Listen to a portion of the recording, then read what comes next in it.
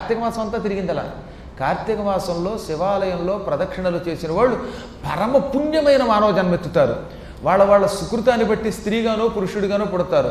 అటువంటి వాళ్ళకి దైవభక్తి, దానం చేయడం అనే లక్షణం, పురాణములు వినాలనే కోరిక, పెద్దలని గౌరవించడం, మంచి మంచి పదవులు ఇవన్నీ వస్తాయి.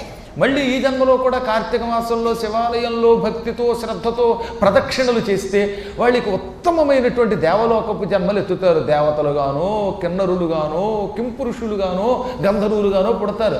కాబట్టే వీలున్నంత వరకు ప్రదక్షిణలు చేయండి బాబోయ్ అన్నారు. ప్రదక్షిణ వల్ల అనేక జన్మల పాపాలు పటాపంచలైపోతాయి అన్నమాట.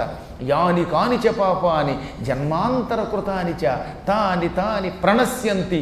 ప్రదక్షిణ పదే పదే పదే పదే అడుగు తీసి అడుగు వేసినప్పుడల్లా, ప్రదక్షిణం చేసినప్పుడు అడుగు తీసి అడుగు వేస్తున్నాం కదా, అలా అడుగు తీసి అడుగు వేసినప్పుడల్లా ఈ మానవుడు ఏ ఏ పాపములు చేశాడో అవి ఈ జన్మలోనే కాదు జన్మాంతర కృతానిచ, పూర్వజన్మల్లో కూడా చేసిన పాపములన్నీ నశ్యంతి అంటే నశించిపోతున్నాయి. కానీ ఇక్కడ నశ్యంతి అలా ప్రనశ్యంతి ప్రణశ్యంతి, సర్వనాశనం అయిపోతాయి.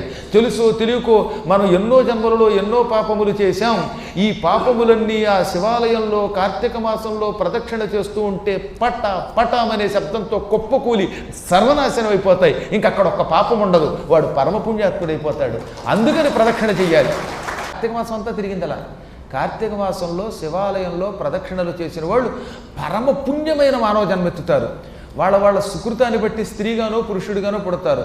అటువంటి వాళ్ళకి దైవభక్తి, దానం చేయడం అనే లక్షణం, పురాణములు వినాలనే కోరిక, పెద్దలని గౌరవించడం, మంచి మంచి పదవులు ఇవన్నీ వస్తాయి.